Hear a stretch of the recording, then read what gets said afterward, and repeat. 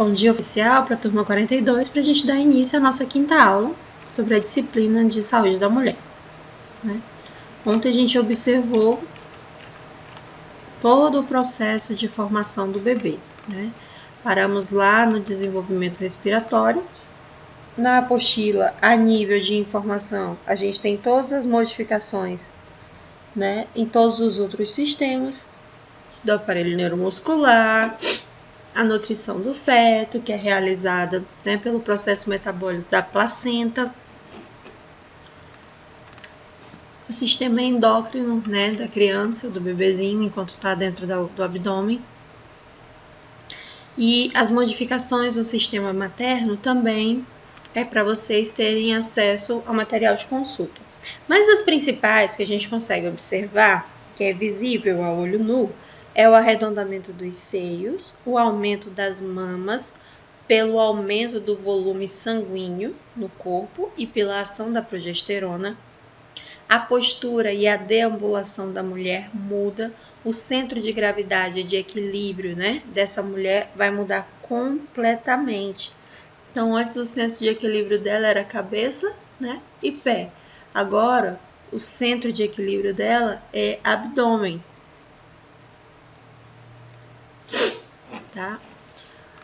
Volume uterino aumentado, altura uterina aumentada de acordo com o crescimento semanal do feto, o abdômen ou fundo uterino vai se expandindo e vai assumindo aquela forma arredondada.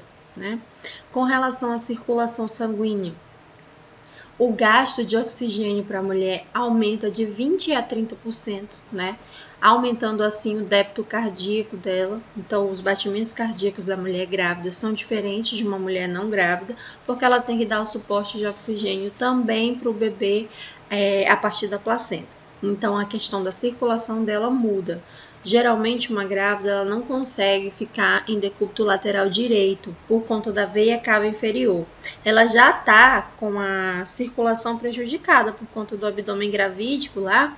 Todos os órgãos dela estão espremidos, então a circulação, o retorno venoso já está com muita dificuldade, Por isso que as mulheres elas desenvolvem edema nos membros inferiores no final do período gestacional, pela dificuldade da circulação sanguínea. Então ela precisa de drenagem linfática constante. O ideal seria que o próprio SUS oferecesse para as grávidas, durante as consultas de pré-natal, alguma manobra da drenagem linfática pelas enfermeiras que acompanham, ou até mesmo pelos médicos que acompanham, porque, gente, alivia demais essa questão da circulação, ajuda muito. Então, a grávida, ao deitar, ela não consegue ficar para o lado direito, porque o bebê pressiona a veia cava e aí a mulher fica sem oxigênio, ela fica sufocada. A maioria das mulheres, no final da gestação, elas nem aguentam mais ficar deitadas muito tempo.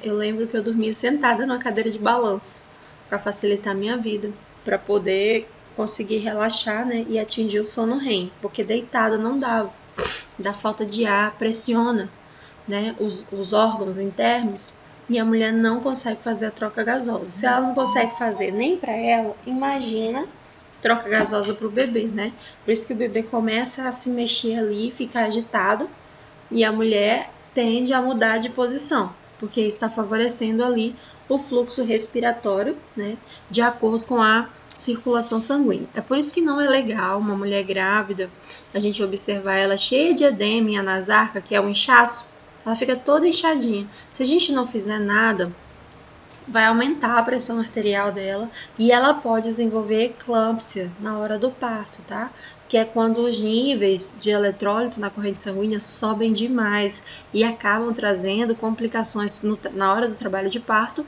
e complicações por feto. Então, nós precisamos baixar essa pressão arterial e sulfatar essa mulher. Então, a gente faz o gluconato de cálcio e o sulfato de magnésio, para baixar a pressão arterial e para essa mulher não entrar num quadro crítico. Porém, quando algumas pessoas vão fazer isso, a situação da mulher já é uma situação muito delicada. Aqui no Acre é muito comum as mulheres desenvolverem o pré-eclâmpsia ou a própria eclâmpsia por conta do aumento da pressão, Se a mulher ela já vem com um histórico de DEG, né, que é a doença de hipertensão gestacional, desde o período, né, gestacional, lá no iniciozinho da gravidez, infelizmente era uma condição natural dela, era algo de se esperar. Agora a mulher vem desenvolvendo uma gestação saudável, não tem complicação nenhuma, e lá no final, por conta de edema, né, a gente deixa ela evoluir para o pré-eclâmpsia ou para o eclâmpsia propriamente dito. Eu acho um desserviço para a sociedade, para a população como um todo. Acredito que as mulheres merecem, né, essa assistência voltada para uma atenção mais específica, como, por exemplo, drenagem linfática. Todas nós mulheres sabemos que a drenagem linfática ela é muito bem aceita e muito indicada no período gravídico. Porém, algumas mulheres não conseguem pagar, né? Algumas conseguem fechar um pacote numa clínica e fazer ali a drenagem linfática até o final da gestação, outras não. Apesar de que não é um procedimento caro. Às vezes a gente fala drenagem linfática e todo mundo acha que é um absurdo. Não, para a grávida a drenagem é diferente, é só mais nos membros inferiores e na questão abdominal. Então tem um precinho ali interessante que dá para a mulher, né? Algumas que podem, dá para fazer esse investimento, porque é saúde tanto para ela quanto para o bebê. Eu deixei aqui, ó, com relação à pressão arterial venosa, tá? Devido à placenta, é considerada uma circulação, né? Dentro da placenta é uma pressão venosa. Então, vai ocorrer a diminuição da pressão arterial sistólica e vai aumentar a pressão diastólica em até de 10 a 15 milímetros de mercúrio. Já a pressão venosa nas veias femorais dos membros inferiores estão aumentada, né? Podendo surgir aí as varizes, os edemas, as anasarcas. Tem mulher que fica muito inchadinha. A respiração materna, né? Muda também o fluxo. Ela começa a respirar, a hiperventilar mais vezes, diminuindo assim, ó, o PCO2 e predominando uma respiração diafragmática, tá? Essa mulher, os movimentos de expansão pulmonar dela vão ficar diferentes e ela vai fazer mais a respiração abdominal, que é a respiração diafragmática. Por isso que qualquer posição do bebê, a mulher já fica sem fôlego, fica sufocada, sem conseguir respirar. O sistema urinário dessa mulher, né, vai mudar também completamente, porque antes ela tinha uma bexiga que suportava até 2 litros de diurese.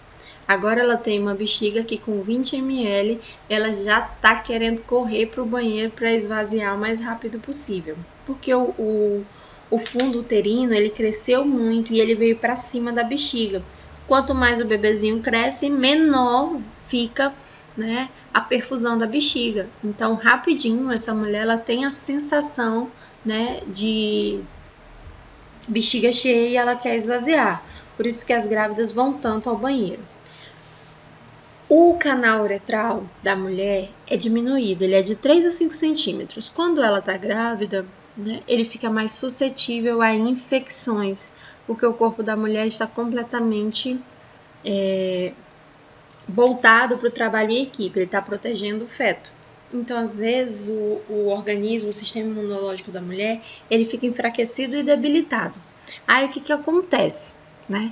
A mulher entra em contato com uma bactéria, rapidinho essa bactéria sobe no canal uretral e chega na bexiga. Aí faz uma infecção urinária. O corpo, para tentar lidar com a infecção, né, combater ali a infecção, vai fazer sabe o quê? Vai gastar muita energia. Aí ele vai observar que tem um corpo estranho dentro dele, né, no caso um feto, tem algo que está roubando os nutrientes, que está puxando. Para ele livrar a mulher dessa infecção, o que ele vai fazer? Ele vai expulsar o feto. Fala assim, ó, vamos tirar isso aqui que está roubando muita energia, a gente tira, e aí depois a gente consegue salvar esse organismo aqui dessa infecção.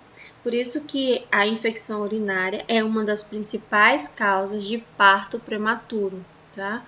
No estado do Acre, infecção urinária é tratada com antibiótico na gravidez, embora saibamos que grávida não pode entrar em contato com algumas substâncias químicas.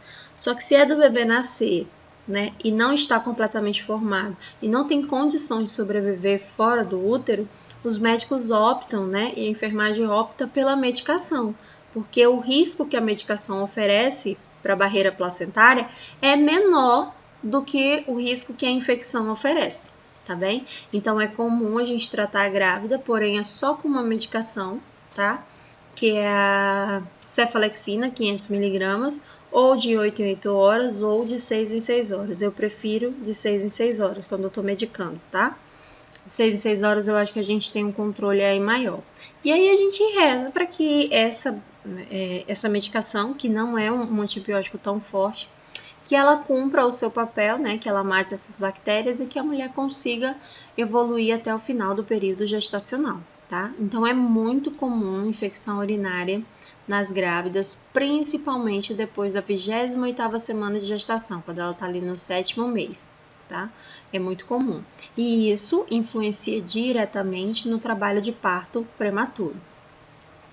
Gente, hoje eu deixei assim, direto na apostila, porque eu percebi que tá todo mundo querendo slide. Todo o material que tá no slide é esse aqui, ó, da apostila, eu tiro daqui. Tá? Então, em caso de dúvida e precisar, o material já está à disposição de vocês e lá no CTA que ele está impresso, né? Para quem precisa, o material fica impresso lá.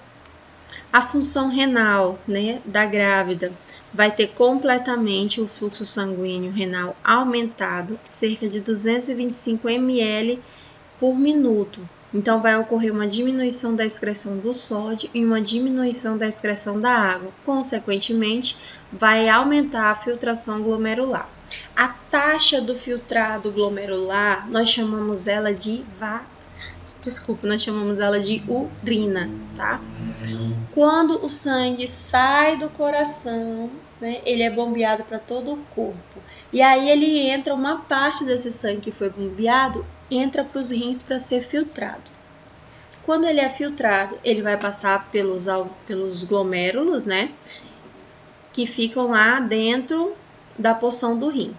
Quando ele sai do glomérulo, a taxa do filtrado glomerular, depois que o glomérulo filtrou, pegou todas as partículas que ainda servem para o corpo, devolveu para a corrente sanguínea, retirou as excretas, como amônia, sódio, fosfato, né, ureia, creatinina, ele joga para ser eliminado, né, pelos ureteres, e esses ureteres encaminham esse filtrado glomerular até a bexiga. Daí nós sentimos a necessidade de eliminar, de expelir. Então é uma forma do corpo excretar, expelir. Só que o depósito, né, tá completamente comprometido, que é a bexiga, que tá lá em cima. Tem um útero enorme em cima e um bebê que já tá ali, deixa eu ver, com a altura uterina de 35 semanas, tá quase nascendo, já tá lá com 8 meses de gestação. Então o filtrado glomerular aumenta, porque o suporte de oxigênio tem que chegar, né? Essa mulher tem que respirar, então o sangue tem que chegar filtrado rapidinho nos pulmões dela, para que ela consiga, né, estabelecer suas funções orgânicas normais. E paralelo a tudo isso, nós temos ali um bebê brigando por espaço, né? Então aumenta aí, ó, a acidose e o pH dessa mulher. E essa acidose e esse pH aumentado, ele vai afetar não somente o rim, né, deixando a urina mais ácida dessa mulher e, consequentemente, mais suscetível à infecção. Mas ele também vai aumentar o pH do estômago, lá do aparelho gástrico. A função intestinal dessa mulher vai ficar prejudicada. Então, é comum, grávida, né, ter prisão de ventre, azia, má digestão, né? Uma má absorção dos nutrientes, então ela fica ali sonolenta, né? Cansada. Às vezes as mulheres grávidas reclamam muito, né, do cansaço e da fadiga. Nem sempre esse cansaço e essa fadiga está associada ao enjoo, tá? Ele está mais associado a essa disfunção do ácido na corrente sanguínea, tá? Por isso que a gente faz medicações antiácidas, medicações ali, ó, mais básicas, né? Que tem um pH mais baixo, mais neutro, é pra gente tentar baixar esse pH. Porém, o que baixa pH excreções, né? Se essa mulher não consegue excretar através da urina e das fezes por conta da prisão de ventre, a gente orienta ela a fazer exercício para ela eliminar através do sistema tegumentar, que é da pele. Por isso que é muito importante, né, a grávida ter ali uma sudorese excessiva e uma produção hormonal, né, de suporte. Não esperar somente que o corpo produza, ela precisa também estimular o corpo a produzir. E a gente estimula isso através da atividade física, tá bem? O intestino, né, as alças do intestino delgado vão ser empurradas para cima e para o lado, tá? Por isso que a função ali do movimento peristáltico, que é de absorção, né, o intestino delgado faz a parte da absorção, o intestino grosso faz a parte da eliminação. Então, o intestino delgado vai estar completamente comprometido, espremido, na verdade, né? Vai estar lá sendo espremido. Então, todo o suporte nutricional que essa mulher precisa, se antes ela absorvia 90% dos nutrientes, agora ela vai absorver 30%, 20%. Por isso que ela tem uma necessidade calórica diferente, ela acaba comendo mais, né? No período gravídico, a mulher não é orientada a fazer dieta, tá bem? Não existe dieta para grávida. O que existe é a observação do tipo de alimento que você vai ingerir, tá? Porque se você é uma grávida que fica comendo, tomando Coca-Cola, tomando refrigerante como um todo, né? Se você fuma, se você não tem um cuidado com a dieta, nós sabemos que o teu suporte nutricional já é carente. Você comendo tudo direitinho, fazendo tudo direitinho, o teu suporte nutricional já é carente. Por isso que você toma tanta vitamina no período gravídico, né? E aí você só vai estar acumulando, porque o organismo, quando ele não consegue quebrar, digerir, o que ele faz? Ele armazena. Armazena. E aí as mulheres engordam 20 quilos durante o período gestacional, 30 quilos, aí o bebê nasce com 3 quilos, a placenta pesa aproximadamente 800 gramas, né? O volume de líquido tinha lá 600 ml, que é o que a gente sabe. E os seios dela devem estar pesando ali mais ou menos 1,5 kg por conta do aumento, né? O resto é tudo gordura, que ela vai ter que se virar para perder depois. Tá? Não é interessante uma mulher engordar muito no período gravídico. Por quê? A gente já sabe que o intestino não está funcionando, o estômago não está funcionando, o pulmão está capenga, né? Está funcionando malemar. A circulação não está legal. Então depois vai ser muito difícil para ela perder, né? E sem contar nas complicações que essas células adiposas podem trazer, como por exemplo o aumento da insulina, daí a mulher desenvolve diabetes gestacional. O aumento da pressão arterial, aí a mulher desenvolve DEG, né? É muito comum algumas mulheres, né? Gravidez não é doença, mas por conta da disfunção de alguns órgãos é comum algumas mulheres desenvolverem doenças no período gravídico, tá? A vulva e a vagina, né? Após a anidação, o organismo materno vai sofrer um aumento dos hormônios. Esses hormônios são os gonotróficos, tá? Que são o hormônio aqui que a gente mais ouve falar e que é mais predominante no período gestacional, é o... Deu branco agora. A progesterona, tá? E a progesterona, ela vai diretamente mudar a pigmentação, né, de algumas áreas. Então é comum a linha negra, que é aquela linha negra assim na barriga, tá? Dividindo ali a barriguinha. É comum o aparecimento da linha negra por conta da ação desses hormônios. É comum o escurecimento da vagina e o aumento, tá, de toda a vulva, vai aumentar ela. E ela vai ficar mais escurecida, seja essa mulher de cor branca, seja essa mulher de cor negra, seja essa mulher de cor amarela, tá? Vai ficar escurecida. Axila, virilhas e pescoço. É onde mais fica escurecido pela ação, né, dos hormônios. E o útero é o local onde vai sofrer as maiores transformações, porque primeiro ele se prepara para a gestação, depois do processo da anidação, que é o acoplamento do óvulo, né, na parede do endométrio, o útero ele vai começar a crescer. Então ele vai servir de abrigo e de nutrientes, né? Então ele vai nutrir através da placenta, através do cordão umbilical, e vai proteger através do líquido amniótico. E o bebê vai ter as condições favoráveis para crescer e se desenvolver até o dia da expulsão, que é o nascimento. Para a expulsão, né, o útero começa a trabalhar, ele começa a treinar aproximadamente 4 semanas antes do parto.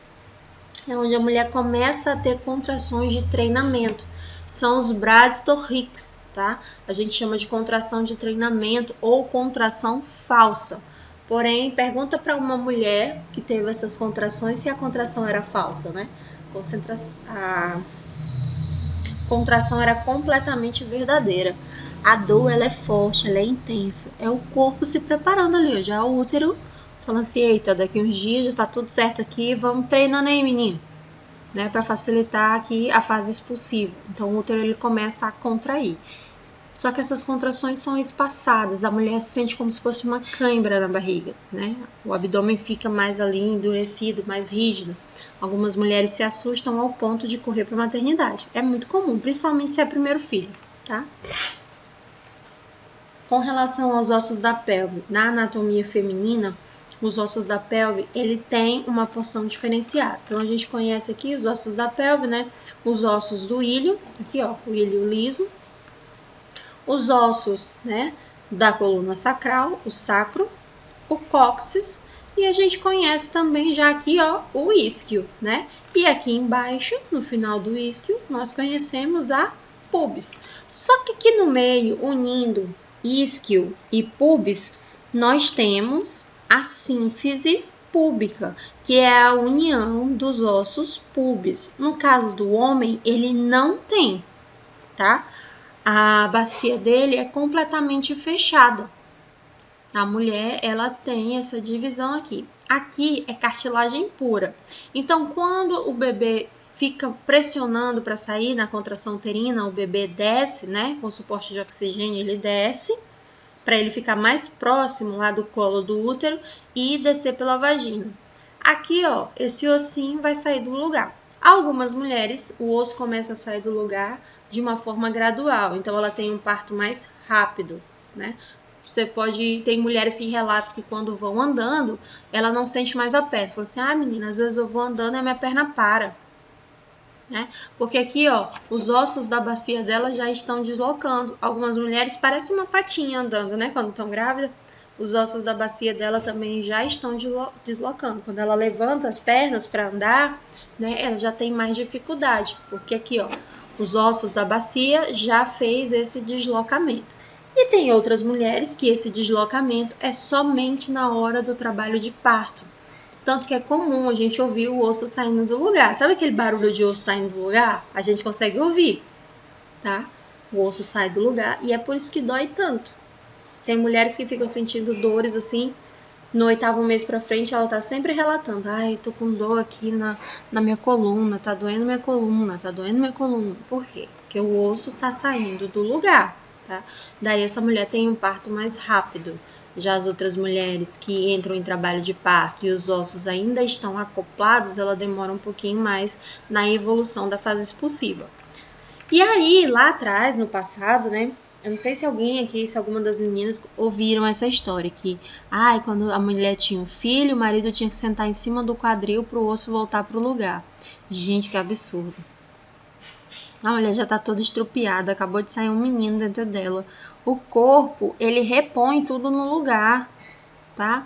É só ter paciência, ter calma, por isso que a gente tem 40 dias, né, ali no período puerperal, para que os ossos voltem para o lugar, para que o útero volte para o lugar, para que os órgãos voltem para o lugar, tá? Então a gente tem que ter um pouquinho de paciência.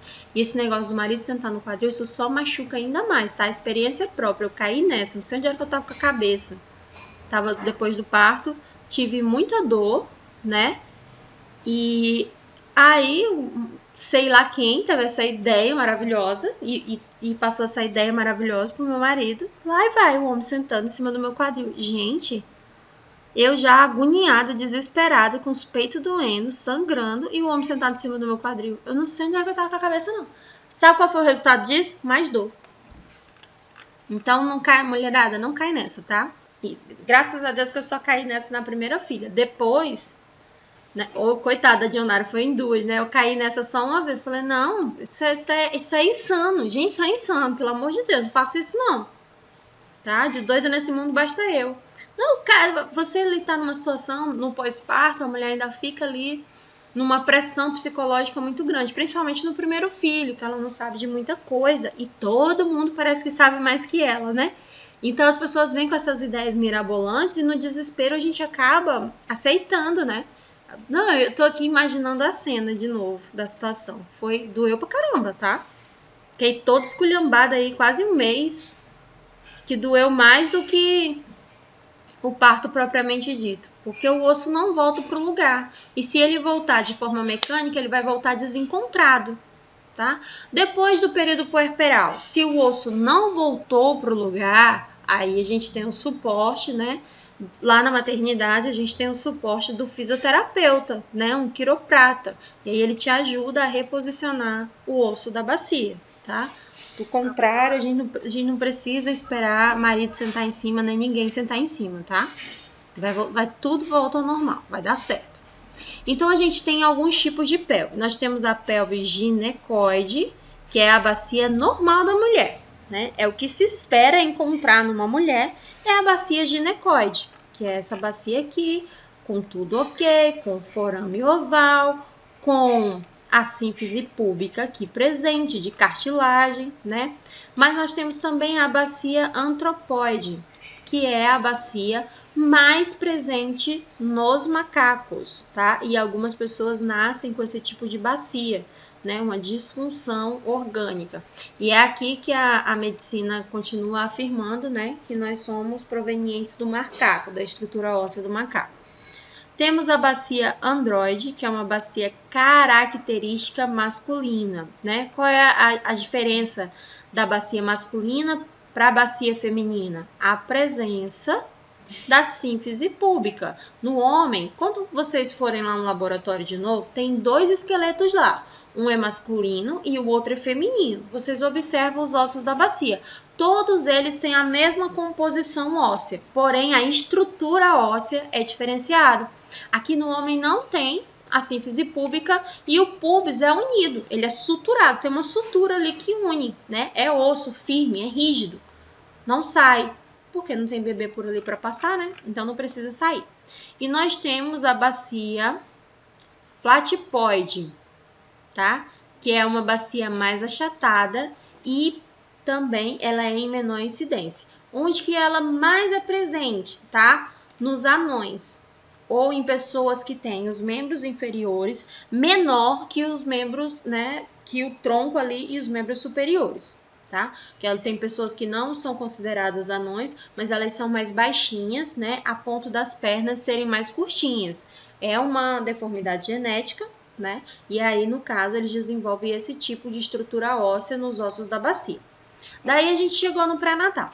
Pré-natal é novo, né? A gente viu em História da Enfermagem que a Madame Durocher ela foi preparada para acompanhar as mulheres no trabalho de parto, né? Porque antes só quem acompanhava as mulheres eram as próprias mulheres, as anciãs das aldeias, dos vilarejos, né? Era sem o conhecimento científico, era mais o conhecimento da lua, o conhecimento das forças da natureza como um todo, né? Tanto que acredita-se até hoje que a maré interfere, que a lua interfere.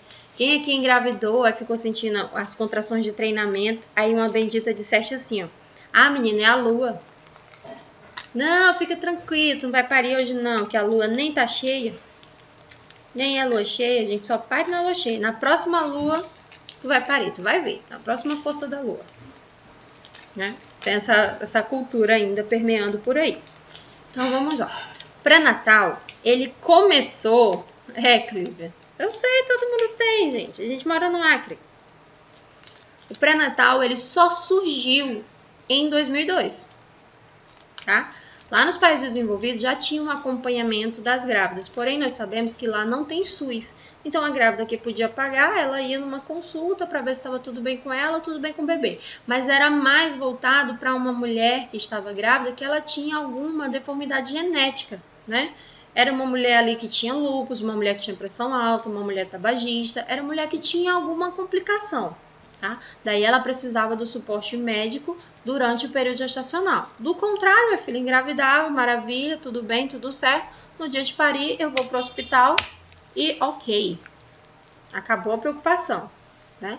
Então, aí em 2002, começou no Brasil, né, uma tendência de se providenciar um período específico para as mulheres, né, um ambiente mais propício, principalmente para aquela mulher que tem baixa renda, né? O atendimento deveria ser ampliado e teria que ser feito um rastreamento da saúde feminina.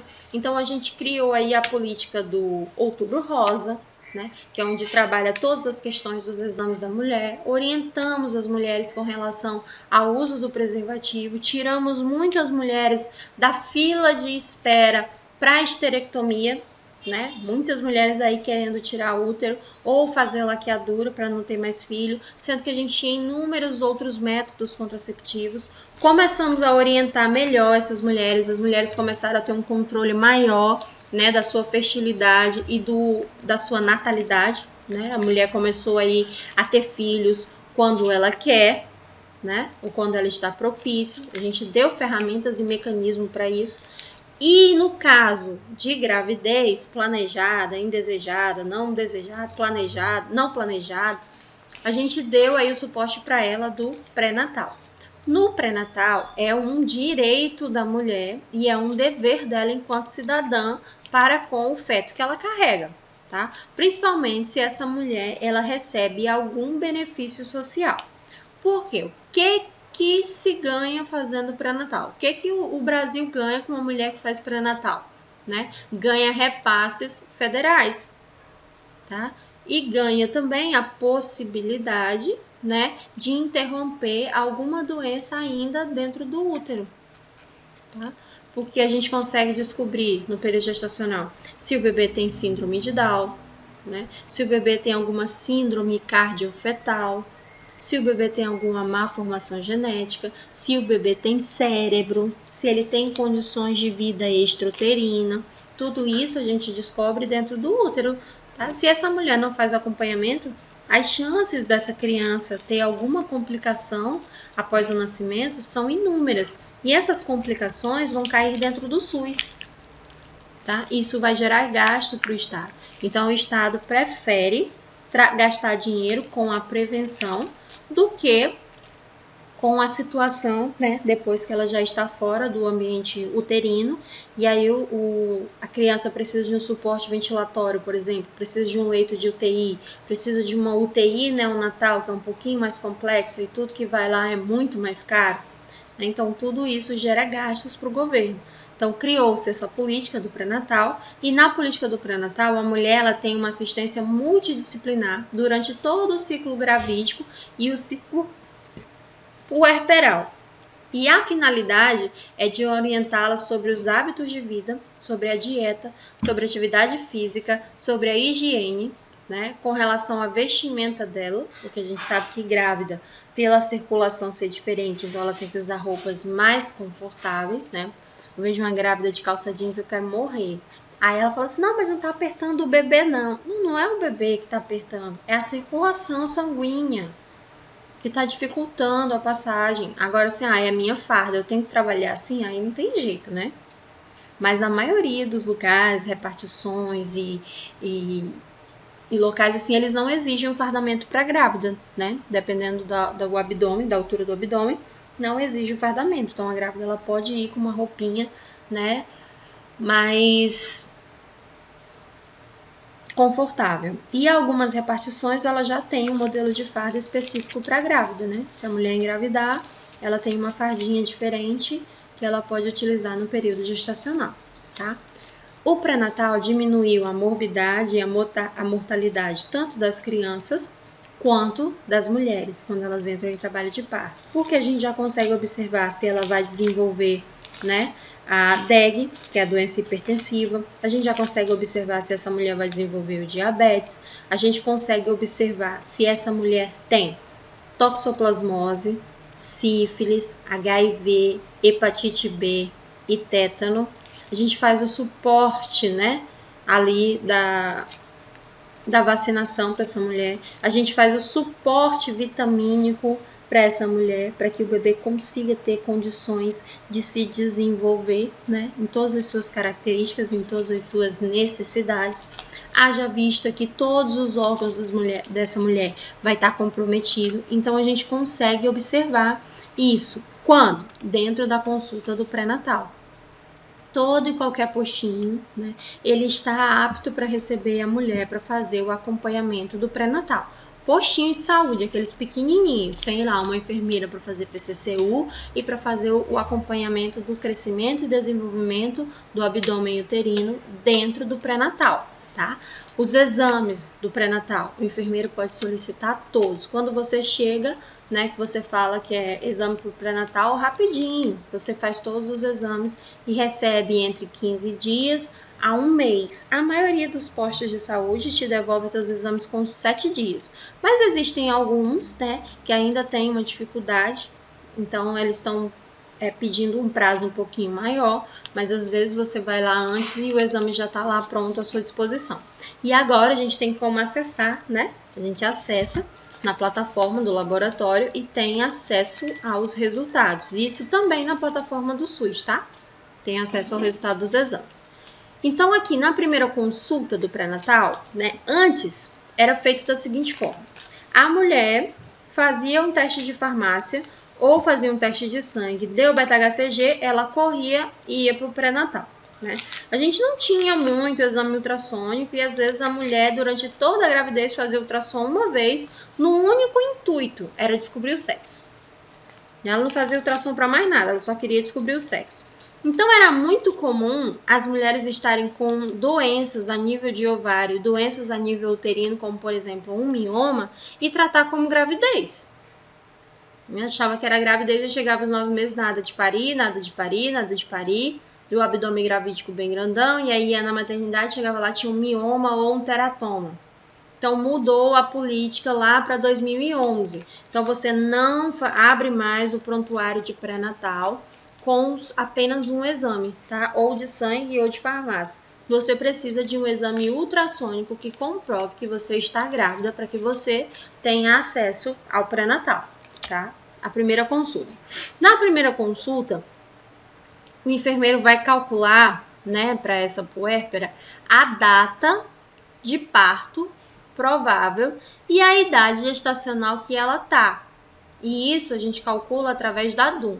Depois, se der tempo, eu vou dar uma aula para vocês só de cálculo, tá? Só que hoje em dia tem um monte de aplicativo que a gente coloca a data da última menstruação e automaticamente ela já calcula a data de parto. Então a gente não perde mais tempo com esse cálculo, tá? A gente tem que saber a nível de concurso público, ou se você for trabalhar numa aldeia indígena, se você for trabalhar num local que tenha, né, que você tenha aí dificuldade do acesso às tecnologias e informações. Porque do contrário, tá? Até mesmo pelo exame ultrassônico já vem com o cálculo da DUM ali para você observar. Agora, se a mulher não sabe contar, né, é uma mulher um pouco esclarecida e ela lembra da data da última menstruação, a gente tem como fazer a mensuração da DPP, que é a data provável de parto, e a gente acha a idade gestacional, ou seja, com quantas semanas ela tá. Tá? Volto a dizer para vocês, a gente não conta mais por mês, a gente conta por semana. Só que a gente tem que correlacionar com meses, porque quando a gente fala semanas para a mulher, ela fica meio perdida, né? Então, eu tenho uma amiga agora que tá grávida e quase todo dia ela manda mensagem: amiga, eu tô com quantos meses? Eu tô com tantas semanas.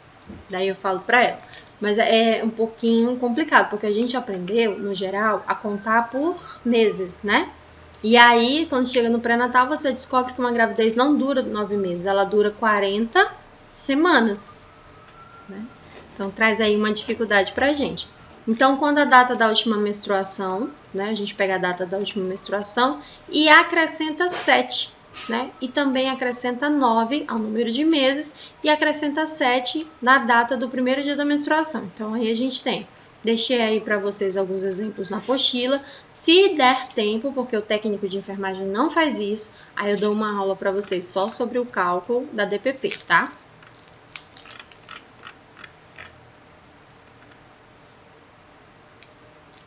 Primeira consulta do pré-natal é observado a data provável do parto pelo enfermeiro e é feita toda uma anamnese, ou seja, toda uma pesquisa obstétrica. É o primeiro filho? É a primeira gravidez, né? Porque às vezes a mulher ela teve um aborto antes. Então não é a primeira gravidez. Não é óbvio. Às vezes fala assim, quantas vezes você engravidou? 3. Quantos filhos você tem? 6. Porque as 3 gestações foi de gêmeos. Ou então ela teve um aborto e 2 gestações de trigêmeos. Então não é algo óbvio, tá? Tira a obviedade da cabeça de vocês, porque na saúde não tem nada óbvio. Então a gente faz uma pesquisa para saber se ela já teve algum aborto, se ela já teve parto, qual foi o tipo de parto que ela teve, com quantas semanas de gestação ela pariu, para a gente observar se essa mulher não evolui para o trabalho de parto cedo, antes da hora, trabalho de parto prematuro.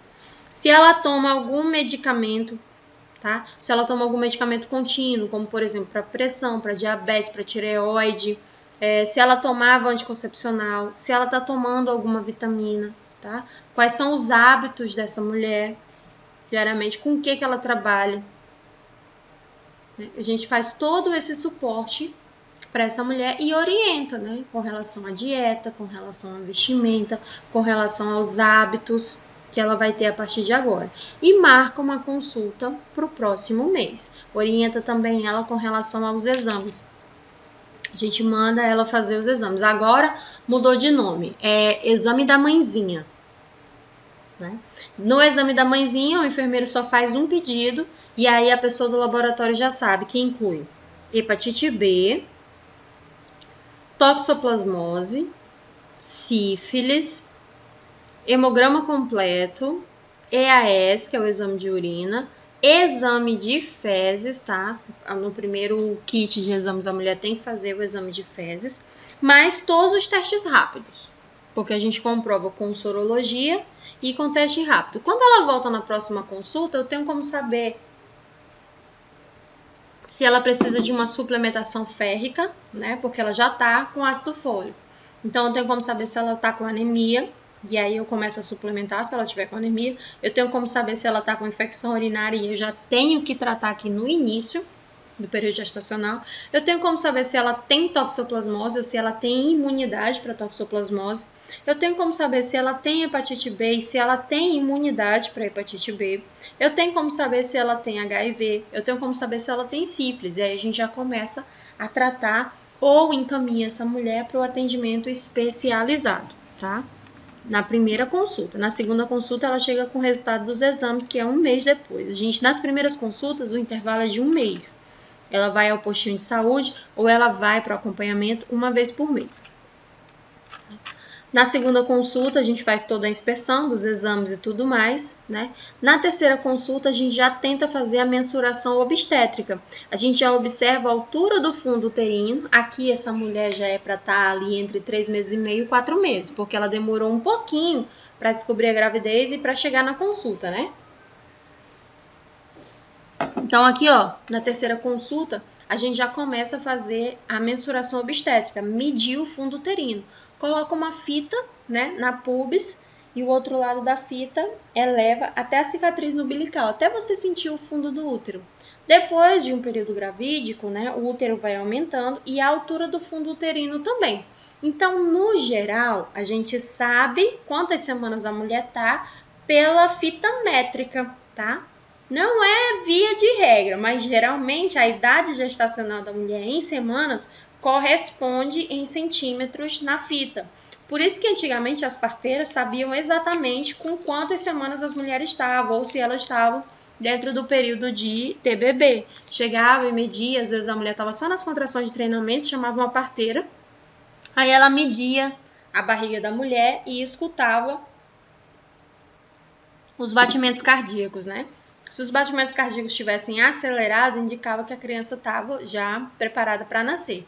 Se a altura uterina correspondesse entre 35 a 40, né, também já era esperado da mulher ter bebê. Então, era assim que era feita a mensuração.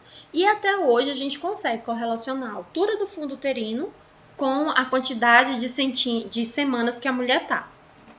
Digamos que ela está lá com 40 centímetros de altura uterina, né? Geralmente ela pode estar com 40 semanas de gestação. Ah, professora, mas tem mulher que tem a barriga tão grande, só que a mulher vai estar deitada em decúbito dorsal. E aí a gente consegue separar gordura, né, de barriga de bebê, fundo uterino. Porque a gente vem fazendo a mensuração só do fundo uterino. A gente faz o apalpamento até encontrar o fundo uterino. Daí coloca a fita na pubis, tá? E puxa ela até o fundo uterino de fato, tá bom? Quando a mulher tá deitada, a gente consegue fazer essa mensuração de uma forma mais eficaz.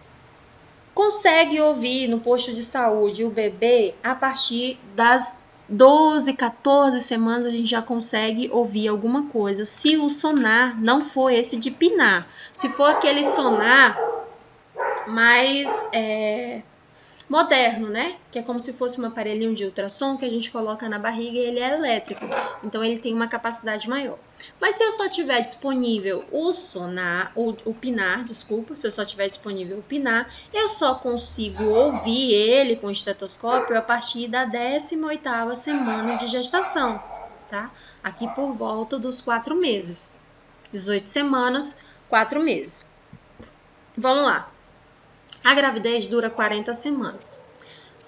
20 semanas dá 4 meses e meio, né? Então, 18 semanas eu tenho 4 meses. Os BCFs, né, os valores de referência, eu deixei para vocês, é entre 120 e 140. Acima desse valor, caracteriza uma taquicardia fetal, tá? Abaixo desse valor, indica bradicardia fetal. E isso pode ser uma disfunção do coração ou pode ser apenas porque a mulher está numa posição diferente. Daí a gente muda ela de decúbito. Aqui ela está em decúbito dorsal, ou seja, ela está deitada com as costas na maca. A gente pede para ela ficar de lado. Então a gente pede para ela virar para o decúbito lateral esquerdo, porque do lado direito tem a veia cava. E se eu comprimir a veia cava, nem a mãe, nem o bebê conseguem respirar. Então, eu viro essa mulher para o decúbito lateral esquerdo e faço a ausculta novamente. Às vezes, é só a posição que a mãezinha tá bom? Nas próximas consultas, a gente vai observando, orientando, auscultando, né? E a mulher tem direito a 7 consultas no todo, tá? Porém, existem algumas mulheres que fazem de 9 a 15 consultas. Espera aí, professora. A gravidez só dura 9 meses, 40 semanas, né? Quando ela tá com 7 meses, ela começa a ir num período menor. Tá? Ela começa a ir de 15 em 15 dias. Quando ela tá com 8 meses e meio, ela começa a ir uma vez por semana. Então, tem mulheres que começam o acompanhamento muito cedo, então elas fazem mais consulta que as demais. Mas o ideal, o esperado, o mínimo, é que ela faça 9 consultas durante o período gestacional, para que ela consiga se preparar para o parto. Já o parto, ele pode ocorrer da 37ª semana até a 40ª semana. Tem mulheres que têm bebê com 40 semanas e 5 dias, 41 semanas e 2 dias, tá? No Brasil, antes, fez 40 semanas e 1 dia, o bebê não nasceu, tá? Os médicos já faziam a... Calma aí que eu vou lembrar o termo correto. Os médicos estimulavam o parto. Seja esse estímulo com misoprostol, que é o Citotec, seja esse estímulo com progesterona, né, à base de ocitocina, ou seja esse estímulo com parto cesariano, mas era feito dessas 3 formas que era muito utilizado. Hoje, o que os médicos estão fazendo? A mulher vai a cada 2 dias na maternidade fazer a ausculta cardiofetal do bebê e observar como o bebê está dentro do ventre. Se ele não nascer até 40 semanas e 1 dia, aí sim, até 41 semanas e 1 dia, aí sim o médico vai fazer a intervenção. Do contrário, a gente fica só observando essa mulher para que o próprio corpo dela entra em trabalho de parto sozinho. Nos países desenvolvidos, eles esperam 42 semanas. Eu não sei se vocês já ouviram aquela história de o menino pode nascer 15 dias antes ou 15 dias depois, né? Os 15 dias antes dá entre 37 e 38 semanas. Os 15 dias depois dá 42 semanas. Então, nos países mais envolvidos, como Estados Unidos, Holanda, França, Alemanha, eles não intervêm no trabalho de parto, a menos que seja caracterizado sofrimento fetal. E a gente observa sofrimento fetal pela coloração do líquido, né? Do líquido da bolsa amniótica. Então, se a mulher começar a expelir ali um líquido esverdeado ou um líquido marrom, a gente sabe que tem ali uma dificuldade no feto e que o feto pode evoluir para óbito. Aí sim ocorre a intervenção. Do contrário, a mulher tem que entrar em trabalho de parto sozinha. E aí ela vai estimular esse trabalho de parto. Sexo é indicado, caminhadas é indicado e atividade física pesada. E isso quando a mulher quer parir, ok? Tá? Não é lá quando ela tá com 6 meses, não. É quando ela tá querendo parir. O sexo, ele deixa o colo do útero mais fino, tá? Porque a altura uterina tá muito grande, né? O fundo uterino diminuiu o calibre e a penetração estimula a dilatação desse colo uterino.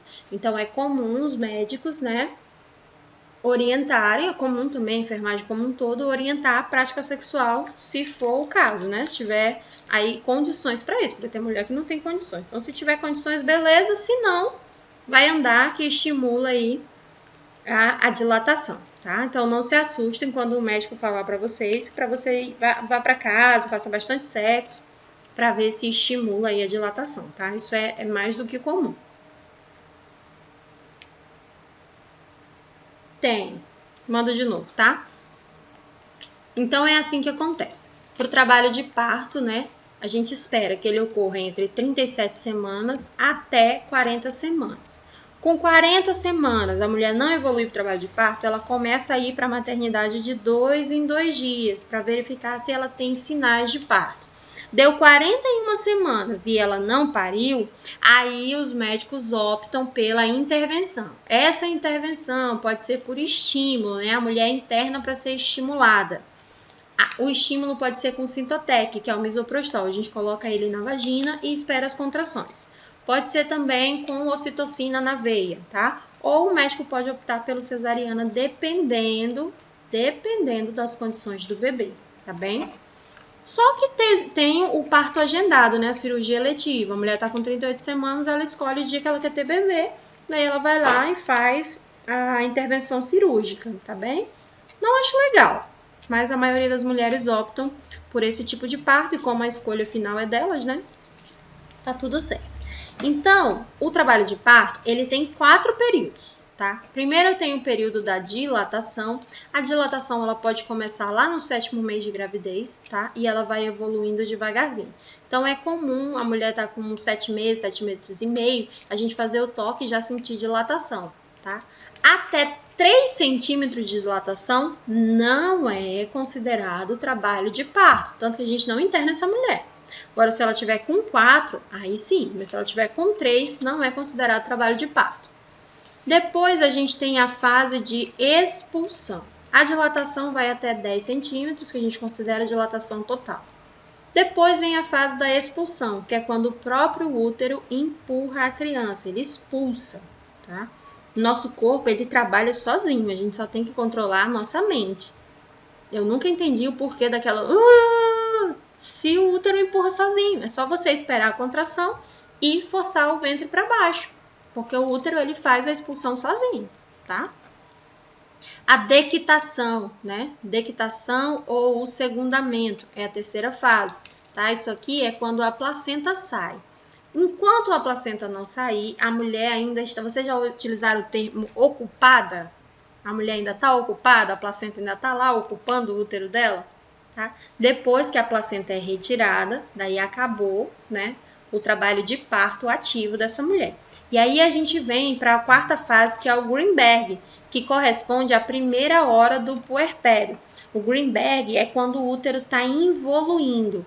A margem uterina, né, que a gente utiliza de segurança para mandar essa mulher para o quarto, porque ela ainda está lá na sala de parto, né?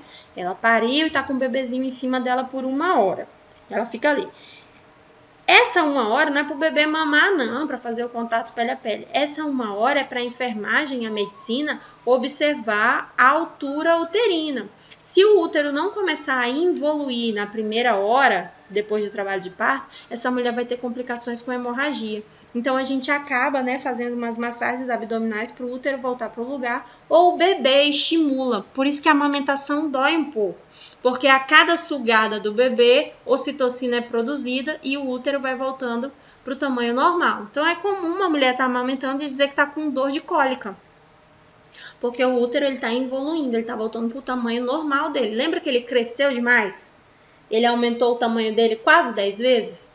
Então agora está na hora de diminuir, ele tem que voltar. Então a gente faz o Greenberg, que é uma manobra de observar onde é que está o fundo uterino. Se ele estiver na cicatriz umbilical, tá? Ou abaixo da cicatriz umbilical, a gente já tem uma margem de segurança que o útero está voltando para o lugar, então a gente pode encaminhar essa mulher para o quarto ou para a enfermaria onde ela vai ficar. Do contrário, essa mulher vai ficar lá com a gente, tá? Até o útero dela voltar para o lugar. Se o útero não voltar para o lugar, ela vai precisar de uma intervenção cirúrgica, tá?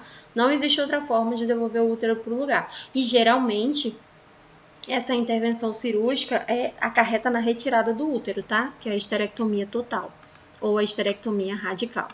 Então, no primeiro período aqui, que a gente tem a dilatação cervical, o bebezinho tá aqui, ó, na posição cefálica.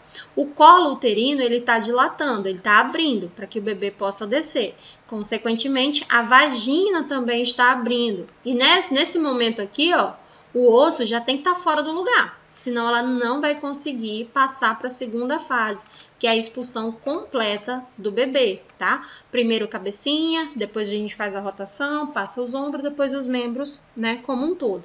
Ou do contrário, a maioria das mulheres, né, tem aí um parto quiabo, porque o útero expulsa, é uma expulsão forte e o bebê passa todinho em um único push, né, que a gente chama de push, em um único push.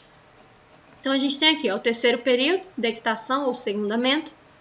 O quarto período é o Greenberg, né, que é quando a gente observa a altura uterina.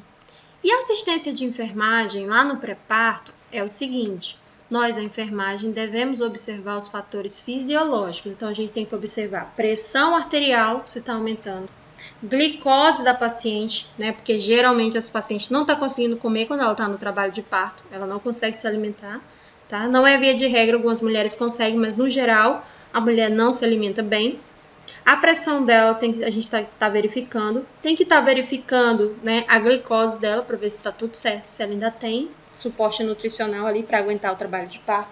E a gente tem que observar também os sinais fisiológicos dela. Então, se ela tem sangramento, né, que às vezes o tampão, ele desce, o tampão do muco cervical vai descendo. Então, a mulher vai perdendo ali uma secreção de um aspecto viscoso, como se fosse goma de farinha de tapioca com, deixa eu ver, do tacacá. Fica com aquele aspecto, só que com sangue nele. Então, é o tampão mucoso. Se o tampão está saindo, significa que o colo está dilatando. Então, isso que observa é a enfermagem.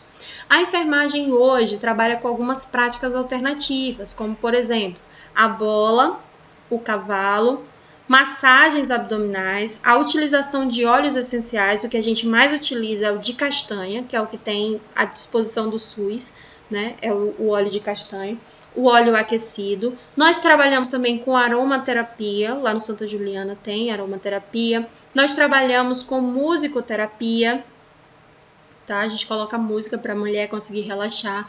Nós trabalhamos com a sala climatizada, tá? A gente coloca a temperatura num ambiente suportável para a mulher. A gente apaga a luz para que a mulher consiga relaxar, tá? A gente coloca o chuveiro aquecido para que ela tenha acesso, né? A gente tem a banheira aquecida também. Se a mulher tiver a necessidade de usar, a gente coloca a mulher na banheira aquecida para favorecer ali, né, o trabalho de parto. Só que todas essas manobras, gente, não é para melhorar, é para acelerar o trabalho de parto, né? E essa é a função da enfermagem, de explicar. Às vezes você coloca a mulher no cavalo, ela começa a se mexer lá, e aí ela fala assim: ai, tá doendo, eu não quero mais. É para doer mesmo, filha, que eu coloquei você aí, que é para acelerar esse negócio aí, pra gente ir rápido. Então, enfermagem trabalha com verdade, tá? Então não fica, ai, vai pro cavalo que vai melhorar. Não, não vai melhorar, vai piorar. Olha, Emanuele ou Dionara, é o seguinte: você está em trabalho de parto.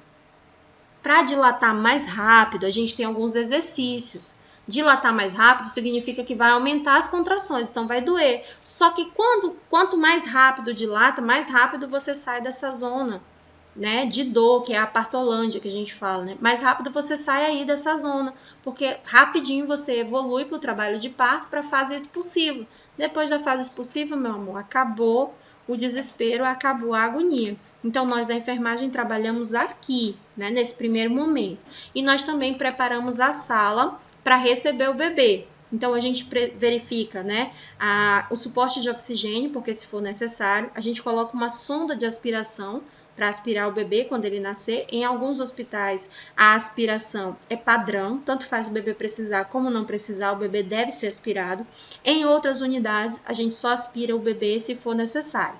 Quem aspira o bebê é o pediatra ou o fisioterapeuta, tá? Enfermagem tem outras coisas para se preocupar. Enfermagem só aspira se não tiver esses profissionais na sala. Daí, se não tiver, a enfermagem está habilitada para fazer também, mas ela não é a primeira escolha, tá? Porque a gente tem que estar cuidando ali da criança e da mãe. Então, não tem condições de a gente estar parando para fazer o serviço de uma outra especialidade médica, tá? Após a dectação, a gente tem que fazer uma megadose, né, de ocitocina na mulher. Essa ocitocina é intramuscular e a ocitocina vai ajudar na involução uterina. Então, o bebê saiu e a gente já vitamina na mulher, é intramuscular. Então, isso quem faz é o técnico de enfermagem, administra ali a medicação na primeira hora, né? Faz a troca da mulher, porque depois do parto a gente verifica se rompeu o períneo e vai fazer a sutura. Então, a gente já faz a troca da cama, troca essa mulher, deixa ela limpa, confortável, coloca uma fralda descartável para começar a parar a descida do sangue, né? Mantém o bebezinho ali aquecido em cima dela e fica observando pressão arterial, né? Verifica se a medicação dela foi feita, identifica o bebê dela com todos os dados dela, que é aquela pulseirinha, né? Com a hora do parto, o nome da mãe, a RN da fulana de tal. Tá? A data que ele nasceu e a hora que ele nasceu. A gente coloca lá. E esses mesmos dados estão na pulseirinha da mãe, tá bem? Pra gente não trocar e bebê de ninguém, pelo amor de Deus. E, geralmente agora as mulheres, cada uma tem um lugarzinho específico para parir. Pode não ser um quarto só para ela, como é lá no Santa Juliana, mas tem a divisão por biombos, né? E a gente não tira mais o bebê da mãe. Antes o bebê nascia, a gente levava por berçário. Agora não. O bebê nasce, ele fica em cima da mãe e ele não é separado da mãe em momento nenhum, tá? Precisou de vacina? As meninas da vacina vão até o quarto que a mãe tá com o bebê. Precisou de leite? Leva pro quarto. Precisou tomar banho? Por exemplo, no Santa Juliana, a enfermagem leva pro banho, mas o acompanhante vai junto, a gente já volta e já devolve aquele bebê para a mãezinha, né? Em outras unidades, o banho é no quarto mesmo, na frente da mãe. Por exemplo, na maternidade, a gente passa com a banheirinha, dando banho criança por criança dentro do próprio quarto, na frente dos pais, orientando e ensinando. Então, as chances de trocar bebê foram reduzidas, assim, a 98%, tá? Mas ainda existe a possibilidade. Por isso que a gente faz a identificação dos bebês com essa pulseirinha.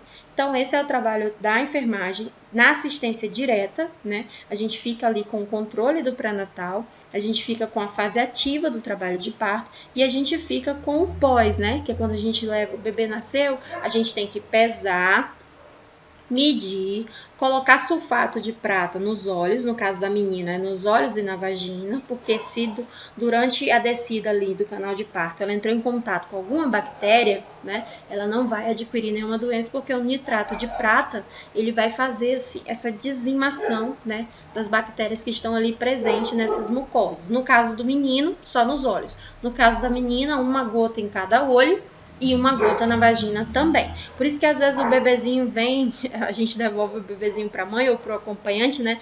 Com o olhinho assim meio roxo, parece que passaram mercúrio, é o nitrato de prata, tá?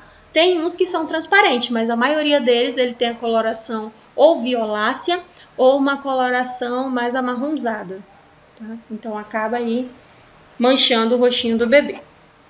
Mas depois do primeiro banho sai. As principais complicações obstétricas, né, que a gente tem, vai ficar para a próxima aula, que é a aula de amanhã. Esse material está na página 34 da apostila, tá? A gente já está quase finalizando. Daí, se a gente conseguir finalizar até o final dessa semana, eu dou para vocês a aula de cálculo, ou eu pensei em gravar um vídeo e mandar um vídeo aí para vocês, mas não é cobrado para técnico de enfermagem, tá? A gente só cobra para aluno enfermeiro. Mas é legal o técnico saber, para ter uma noção de como que faz, né? Alguém tem alguma dúvida em relação à aula de hoje?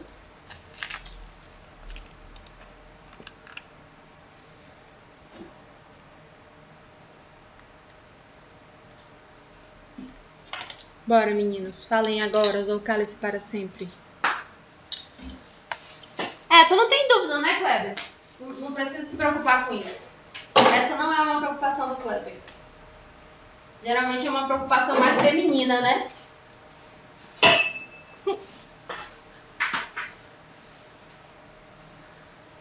Fale, Neide.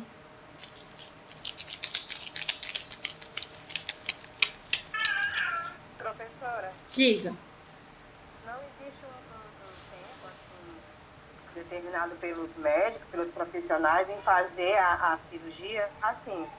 Porque quando a minha nora foi ter o meu neto, ela passou um dia, eu acredito que foi perdendo líquido, acho que uns 2 dias. E eu levei ela umas 2 vezes para Santa Juliana e ela não passou de 6 centímetros. E quer dizer, ela não dilatou, né, todo.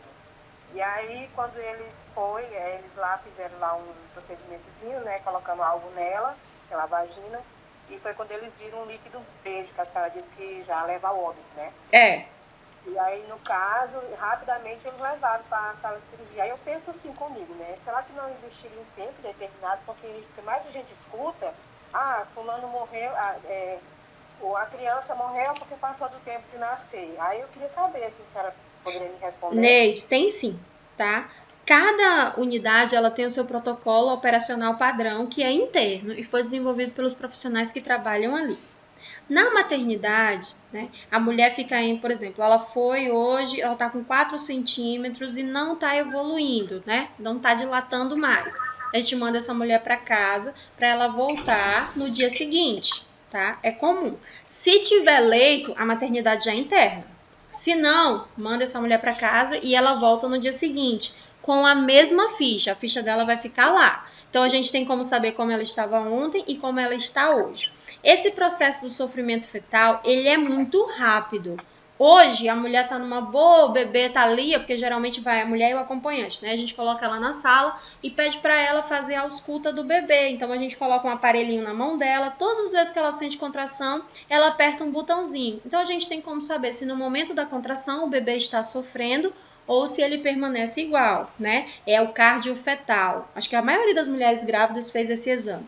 A gente fica ali, ó, apertando para ver se está tudo bem com o bebê durante as contrações. Então, a gente vai na maternidade e volta para casa, né? Se tiver tudo bem.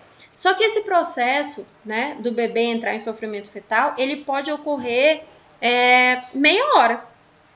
Por isso que quando a mulher está internada, ela faz esse exame 3 vezes por dia. Quando ela está em casa, ela vem no dia seguinte para ser acompanhada.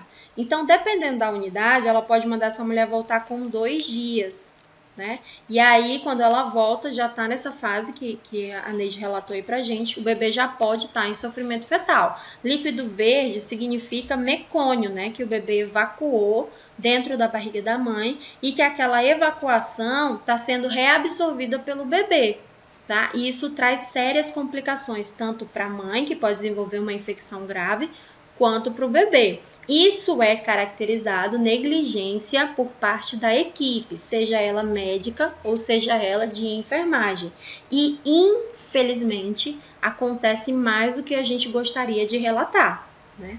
Por isso que quando a gente faz parte da equipe, né, a equipe é multidisciplinar e a gente coloca muito a decisão na mão do médico. O médico só decide se a equipe concordar. Se alguém da equipe disser não, eu não concordo não. Eu acho que essa mulher aí ela tem que ficar, porque se essa mulher, se der problema, vai cair para cima da gente. O médico já recua. Né? Então, o que acontece é a falta de posicionamento dos outros profissionais da equipe multidisciplinar. Quem está dentro da equipe multidisciplinar tem voz. Só que para ter voz, precisa estudar. né? Você precisa ter conhecimento e embasamento clínico para você ir em cima de uma decisão, tá? Então, às vezes, toda a equipe, ela fica esperando um comando, como se o outro tivesse uma hierarquia maior e ele pudesse mais. E a gente sabe que não é verdade. Quando a gente começa a estudar, quando a gente entende o nosso papel dentro da equipe multidisciplinar, a gente percebe que a gente tem o mesmo dever e o mesmo direito. Logo, a gente tem o mesmo poder de decisão. A gente não pode executar o procedimento que está impelido à profissão do outro, mas a gente pode se negar a participar de um ato que possa levar, né, a pessoa a desenvolver uma piora do quadro clínico. Gente, isso é o que mais acontece. Por que quando a especialidade médica está atendendo, ele sempre escolhe uma pessoa para ficar lá? Porque tem pessoa que não vai ser conivente com algumas decisões e que vai bater o pé. Então, ele prefere sempre aquela pessoa que é conivente com o pensamento dele, né? Ou que não coloca o seu pensamento. Você pode até não ser conivente, mas você não coloca o seu pensamento, então quem cala, consente, né? Tem que ter um perfil para trabalhar ali naquelas salas, e é o perfil do silêncio. Muito cuidado, tá? Porque se essa pessoa for responder processo, ele não vai só. Quem responde é a equipe. Já falei isso para vocês lá na disciplina de ética e bioética. É a equipe todinha que vai responder. E às vezes a Ana Flávia estava com o nome dela lá na escala, mas ela não estava de plantão. Porque ela tinha trocado o plantão com a Emanuele. Só que aí ela não trocou com cautela, ela trocou só de boca. Falou, Manu, vai no plantão para mim, dia 5 que eu vou no teu dia 6. Elas trocaram. Só que aí aconteceu esse problema lá no plantão da Ana Flávia, era o nome dela que estava na escala. Só que quem sabe o que realmente aconteceu foi a Emanuele. E aí, quando é chamado para depor diante de um processo, a Ana Flávia não tem nem como se defender, porque ela não estava lá, ela não sabe o que aconteceu. E como ela não trocou com cautela, o processo vem no nome dela. Por isso que é muito complicado a gente ficar trocando plantão sem ser uma troca documentada. Tá? E ficar sendo conivente com algumas decisões que a gente sabe que está errado. As pessoas morrem, gente. Mas alguém tem alguma dúvida? Se ninguém tem mais dúvida, eu encerro a nossa aula de hoje por aqui.